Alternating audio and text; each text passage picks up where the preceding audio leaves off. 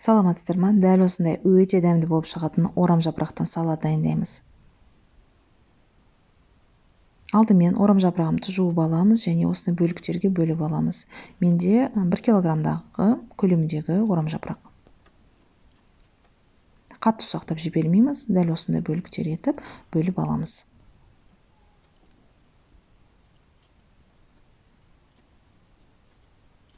Мінекей осылай барлығын бөліп алдық, дайындап. Енді дәл осы орам жапырақтарымызды қайнап тұрған суымызда қайнатып аламыз. Мінекей суымыз қайнады, үстіне аздаған құмшекер және тұзымызды салып, үстінен орам жапырақтарымызды салып, қақпағын жауып, тура 3 минут қайнатамыз. Одан артығын қайнатпаймыз. Себебі қатты қайнатып жіберсек, былжырап босасып кетеді.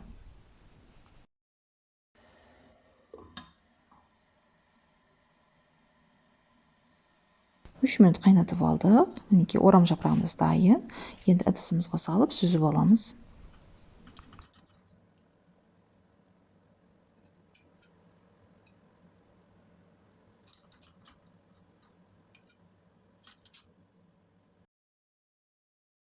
Капустамыз суығанға дейін ішіне қалған ингредиенттерді дайындаймыз.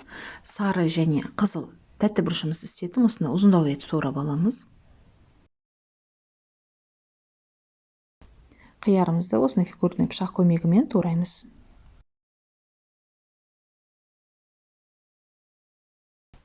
Сарымсағымызды ұсақтап тураймыз.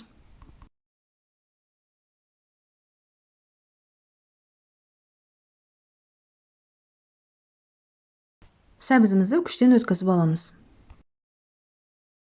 Араластыруға ыңғайлы болу үшін үлкендеу ыдысымызға тәтті бұрыш, қияр және сәбізімізді саламыз. Тәпеміздің үстіне 3 ас қасық өсімдік майын салып, үстінен тәтті және ащы бұрышымызды салып, қуырып жібереміз.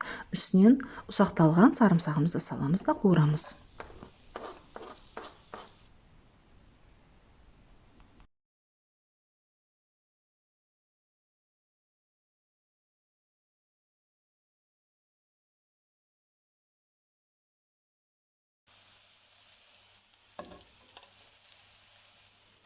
Мінекей осылай майымыздың түсі өзгерді.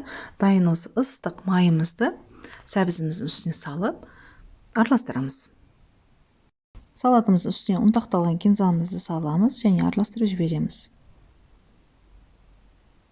Үстінен қайнаған орам жапырақтарымызды саламыз, жеңіл етіп араластырып жібереміз. Үстінен тұз және құмшекерімізді саламыз.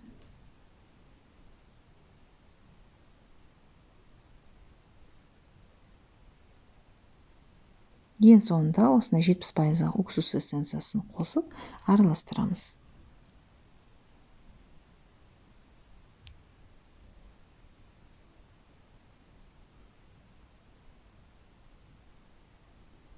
Мінекей осы салатымызды араластырып, кішілеу ыдысымызға салып, холодильникке 2 сағатқа қойып қоямыз. Мінекей осындай салатымыз дайын, өте түрі әдемі, өте дәмді, өте керемет, міндетті түрде жасап көріңіздер, өте дәмді салат. Сіздермен бірге болған Диана. Видео ұнаған болса лайк басып, арнама тіркелуді ұмытпаңыздар. Сау болыңыздар.